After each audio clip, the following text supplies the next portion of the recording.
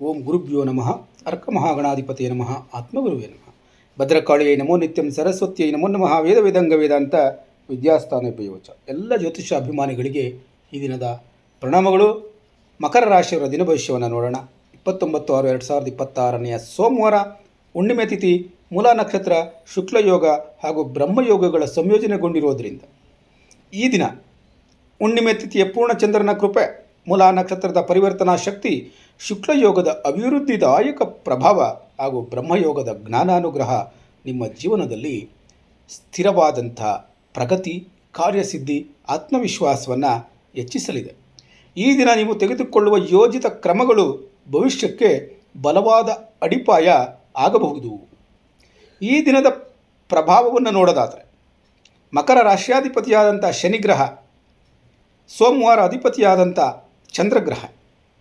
ಈ ದಿನ ಶನಿಯ ಶಿಸ್ತು ಮತ್ತು ತಾಳ್ಮೆ ಹಾಗೂ ಚಂದ್ರನ ಮನೋಪ್ರಕಾಶ ಒಂದಾಗಿ ನಿಮ್ಮಲ್ಲಿ ಜವಾಬ್ದಾರಿ, ದೂರದೃಷ್ಟಿ ಮತ್ತು ಕಾರ್ಯನಿರ್ವಹಣಾ ಸಾಮರ್ಥ್ಯವನ್ನು ಹೆಚ್ಚಿಸುತ್ತದೆ. ಈ ದಿನ ಬಾಕಿ ಉಳಿದ ಕೆಲಸಗಳಲ್ಲಿ ಮುನ್ನಡೆ ಕಂಡುಬರುತ್ತದೆ. ಹಿರಿಯರ ಸಹಕಾರ ಲಭ್ಯವಾಗುತ್ತದೆ. ವೃತ್ತಿ ಕ್ಷೇತ್ರದಲ್ಲಿ ಉತ್ತಮ ಅವಕಾಶಗಳು ದೊರೆಯುತ್ತವೆ. ಮುಖ್ಯವಾದಂಥ ಸೂಚನೆ: ಇಂದು ನಿಧಾನವಾದರೂ ಸ್ಥಿರವಾದ ಹೆಜ್ಜೆಗಳು ಯಶಸ್ಸಿನತ್ತ ಕರೆದೊಯ್ಯುತ್ತವೆ. ಹುಣ್ಣಿಮೆ ತಿಥಿಯ ಪ್ರಭಾವ ಇರೋದರಿಂದ ಮನಸ್ಸಿಗೆ ನೆಮ್ಮದಿ ಅನ್ನುವಂಥದ್ದು ಪ್ರಾಪ್ತಿಯಾಗ್ತದೆ. ಆತ್ಮವಿಶ್ವಾಸ ಅನ್ನುವಂಥದ್ದು ಹೆಚ್ಚಾಗ್ತದೆ. ಧಾರ್ಮಿಕ ಕಾರ್ಯಗಳಿಗೆ ಅತ್ಯುತ್ತಮ ದಿನ ಇದಾಗಿರುತ್ತೆ. ಕುಟುಂಬದಲ್ಲಿ ಸಂತೋಷದ ಸಮಯವನ್ನು ಕಳೆಯುವಿರಿ. ಈ ದಿನ ಶಿವ, ವಿಷ್ಣು ಅಥವಾ ಗುರು ದೇವರ ಪೂಜೆಯನ್ನು ಮಾಡುವಂಥದ್ದು ಶುಭ ಫಲವನ್ನು ನೀಡುತ್ತದೆ. ದಾನ ಧರ್ಮ ಕಾರ್ಯಗಳಿಂದ ಪುಣ್ಯಫಲ ಹೆಚ್ಚಾಗ್ತದೆ. ಮೂಲಾ ನಕ್ಷತ್ರದ ಪ್ರಭಾವ ಇರೋದರಿಂದ ಹಳೆಯ ಸಮಸ್ಯೆಗಳ ಮೂಲ ಕಾರಣವನ್ನು ನಿವಾರಿಸುವ ಅವಕಾಶ ಲಭ್ಯವಾಗ್ತದೆ. ಹೊಸ ದಿಕ್ಕಿನತ್ತ ಹೆಜ್ಜೆ ಇಡುವ ಸಮಯ ಇದಾಗಿರುತ್ತೆ.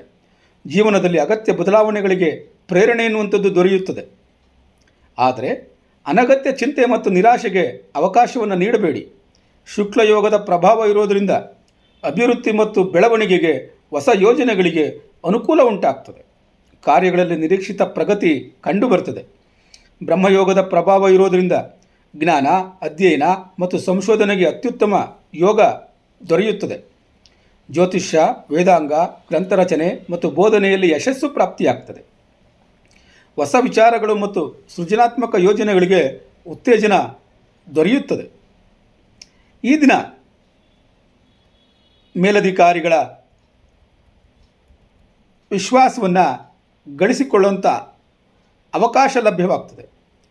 ವಿಶೇಷವಾಗಿ ಶಿಕ್ಷಕರು, ಆಡಳಿತ ಕ್ಷೇತ್ರದವರು, ಯೂಟ್ಯೂಬರ್ಗಳು, ಸಂಶೋಧಕರು, ಇಂಜಿನಿಯರ್ಗಳು ಮತ್ತು ಸಲಹೆಗಾರರಿಗೆ ಅತ್ಯುತ್ತಮವಾದಂಥ ಅನುಕೂಲಕರವಾದಂಥ ದಿನ ಇದಾಗಿರುತ್ತೆ ಎನ್ನುವಂಥದ್ದನ್ನು ತಿಳ್ಕೊಂಡಿರಿ. ಬಿಸ್ನೆಸ್ ಮಾಡುವಂಥವ್ರಿಗೆ ವ್ಯಾಪಾರದಲ್ಲಿ ಉತ್ತಮ ಲಾಭ ಪ್ರಾಪ್ತಿಯಾಗ್ತದೆ. ಹೊಸ ಸಂಪರ್ಕಗಳಿಂದ ಅನುಕೂಲ ದೊರೆಯುತ್ತದೆ. ನಿರ್ಮಾಣ, ಶಿಕ್ಷಣ, ಸಲಹಾ ಮತ್ತು ನಿರ್ವಹಣಾ ಕ್ಷೇತ್ರಗಳಲ್ಲಿ ಯಶಸ್ಸು ಪ್ರಾಪ್ತಿಯಾಗ್ತದೆ. ಹಣಕಾಸಿನ ವಿಚಾರದಲ್ಲಿ ಧನಾಗಮನದ ಸಾಧ್ಯತೆ ಹೆಚ್ಚಾಗಿರುತ್ತೆ. ಹಳೆಯ ಬಾಕಿ ಹಣ ವಾಪಸ್ ದೊರೆಯಬಹುದು. ದೀರ್ಘಕಾಲದ ಉಳಿತಾಯ ಮತ್ತು ಹೂಡಿಕೆಗಳಿಗೆ ಅನುಕೂಲ ಪ್ರಾಪ್ತಿಯಾಗ್ತದೆ. ಕುಟುಂಬ ಮತ್ತು ಸಂಬಂಧಗಳನ್ನು ನೋಡೋದಾದರೆ, ಕುಟುಂಬದಲ್ಲಿ ಸಂತೋಷ ಮತ್ತು ಸಹಕಾರ ಪ್ರಾಪ್ತಿಯಾಗ್ತದೆ.